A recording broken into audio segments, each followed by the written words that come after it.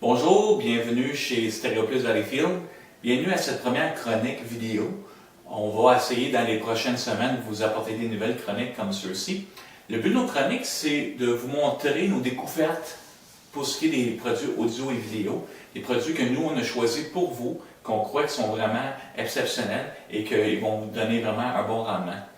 Le but aussi de nos chroniques, c'est de vous expliquer des technologies, des fois, qui pourraient être compliquées à saisir, puis on a tellement d'informations sur Internet, donc on veut mettre ça simple, puis veut que vous soyez bien informés sur ces sujets-là.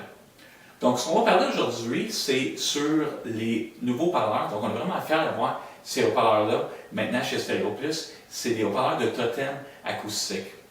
Maintenant, juste pour vous donner un petit peu de background, excusez mon anglais, mais un petit peu l'histoire de totem acoustique, ça fait déjà 25 ans qu'ils sont au Québec.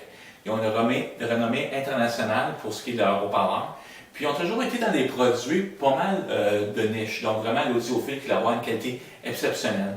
Je me rappelle la première fois encore que j'ai entendu haut-parleur totem acoustique, c'était dans un show à Montréal, puis il y avait des haut-parleurs qu'on appelait les Manitou.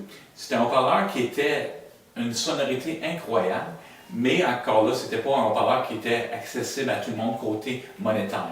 Donc, le prix des haut-parleurs, c'était environ 5 000 la paire, donc ça peut sembler cher, mais c'est pas cher quand on considère qu'on pouvait le comparer avec des haut-parleurs à 10 fois son prix. Donc, aujourd'hui, on est là pour vous présenter les nouveaux parleurs de Totem qui s'appellent les Totem Kin Mini. Donc, c'est ceux-ci. C'est un haut-parleur qui est très compact, mais va vous donner quand même toute la sonorité, l'espace d'un haut-parleur de audiophile. Comme vous pouvez voir, lui est en blanc, il est disponible aussi en noir. Donc, c'est un très petit haut-parleur, mais le son il est vraiment loin d'être petit. Donc, c'est un haut-parleur de 4 pouces qu'on utilise. Ensuite, on a le tweeter ici qui est de 3/4 de pouce pour vous donner les hautes fréquences.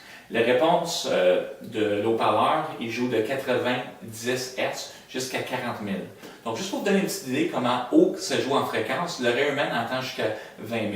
Donc, ces haut-parleurs-là vont jusqu'à 40 000. Donc, ça dépasse vraiment ce que nous, les humains, on peut entendre en fait de haute fréquence. Le caisson, il est fait à un matériel du MDF, donc c'est un haut-parleur qui est très rigide, donc ça va donner vraiment une bonne sonorité. Il y a un évent en arrière.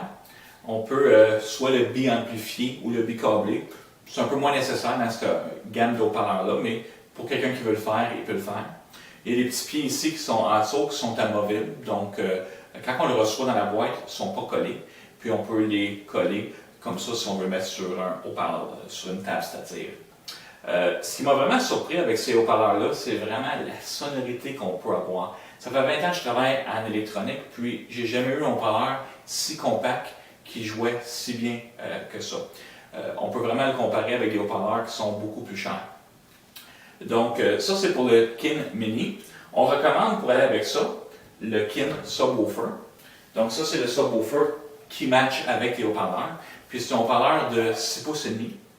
Le caisson qu'on peut voir est très compact. Il est tellement compact qu'on peut le mettre même en arrière d'un téléviseur sur un meuble, tellement qu'il est compact. À l'arrière, il est très complet aussi. Il y a les sorties, les entrées, c'est-à-dire RCA ici. Puis ensuite, il y a les entrées de haut-parleurs. Pourquoi est-ce qu'on devrait avoir des entrées de haut-parleurs? Puis si on aurait un amplificateur ou une mini-chaîne qui n'aurait pas de sortie subwoofer, et on peut le brancher directement avec les fils de haut-parleurs. On a après ça les coupeurs de fréquence, la phase, le volume. On a une switch on-off ou en mode automatique, donc il va s'allumer quand il reçoit un signal de son. Ce qu'on a trouvé avec les totems, comme ça, la plupart des haut-parleurs audiophiles, il faut les mettre loin des murs, si on veut vraiment avoir une belle image stéréophonique. Ces haut-parleurs-là, c'est le contraire. On les a fait des essais dans notre salle d'écoute ici, puis on va les mettre loin des murs. Ils vont sonner très bien, mais quand on les met proches, c'est là qu'ils vont ressortir.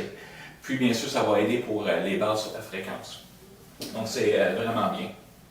Alors en conclusion, on vous invite de venir les écouter ces haut-parleurs-là. C'est vraiment quand on fait l'expérience qu'on voit le résultat, qu'est-ce que ça peut donner. Puis vous allez voir vraiment, ils ont petit format, mais le son il est vraiment grand. Alors, on vous remercie de nous écouter, de nous suivre sur Facebook. N'hésitez pas, si vous avez des commentaires, à nous écrire. On pourra répondre à vos questions là-dessus. Puis juste en passant, au mois de novembre, on va faire le lancement officiel de nos produits Totem chez Boulevard électronique Stéréo Plus Valleyfield. Puis on va voir un petit vin fromage. Alors suivez ça sur Facebook, vous allez voir. On va vous inviter, tout le monde qui veut assister à ça pour pouvoir écouter les haut-parleurs Totem. Puis on va même avoir l'ingénieur, le concepteur de les haut-parleurs Totem ici sur place. Merci.